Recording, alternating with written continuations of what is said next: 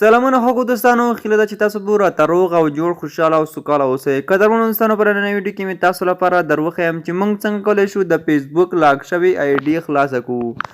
که چېرته دوستانو تاسو د فیسبوک آی ډي لاک شوي نو تاسو په ډېرې اسانۍ سره کولی شئ چې دغه آی ډي چې دی دغه خلاصه کړئ. ډېرې دوستان دغه غوښتنه کوي وایي زموږ د فیسبوک آی ډي چې دی هغه لاک شوی دی او داسې شوی دی خرابه شوی دی، نو موږ څنګه کولی شو چې هغه آی ډي خلاصه کړو.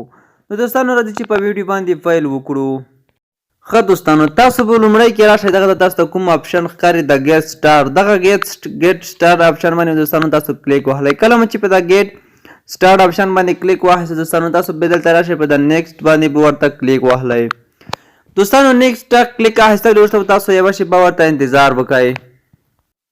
تاسو به دوستانو داسې یوه صفحه راشي، تاسو دلته راشئ ګیټ کوډ بای ایمیل، په دغه آپشن باندې به تاسو کلیک واخلی او بیا به دوستانو راشئ په دغه ګیټ کوډ باندې به ورته کلیک وکړئ. کله چې دوستانو په دغه ګیټ کوډ باندې ورته کلیک وکړئ تاسو ایمیل ته به یو کوډ لاړ شي او تاسو به راشئ خپل ایمیل به راخلاص کړئ. زه مثلا راځم خپل ایمیل راخلاصوم.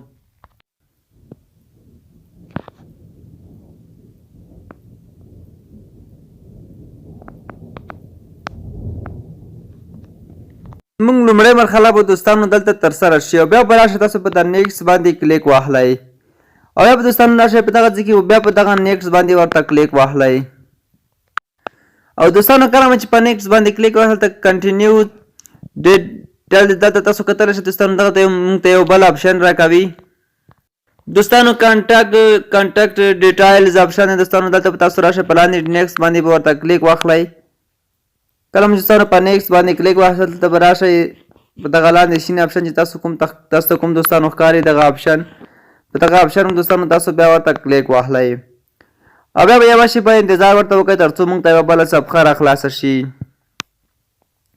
دوستانو تاسو ته به داسې صفحه راخلاصه شي. دوستانو دلته به تاسو بیا راشئ په دغه ګیټ سټارټ آپشن چې ویني په دغه باندې به تاسو کلیک وکړئ. دلته تاسو ته وایي چې چیک ان یور برادرز چیک یور یوزر ایمیل، یعنې هر څه تاسو دلته دوستانو تاسو مکمل معلومات چیک کړي، تاسو نوم چیک کړي، تاسو ایمیل چیک کړي، تاسو فالوورز تاسو کتلی شئ چې څومره فالو لرئ او څومره خلک مو انفالو کړي دي او څومره پوسټونه لرئ، څومره کمنټونه، دا هر څه تاسو دوستانو دلته کتلی شئ چې موږ ته اوس دلته چیک کېږي.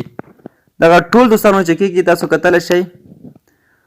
کله چې دوستانو دغه چیک شول دوستانو دلته موږ ته یو میسیج راکړی وایي نو چینج، وایي هیڅ بدلون نشته تاسو په حساب کې، وایي تاسو د هر څه لپاره چمتو یاستئ دوستانو. نو تاسو به راشئ په د ګو ټو نیو فیډ، په دغه ګو ټو نیو فیډ آپشن باندې دوستانو تاسو ورته کلیک واخلی.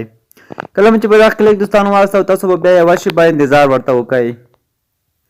ګوره دوستانو تاسو وکتل چې په اتومات ډول د زما فیسبوک اکاونټ چې دی هغه خلاص شو.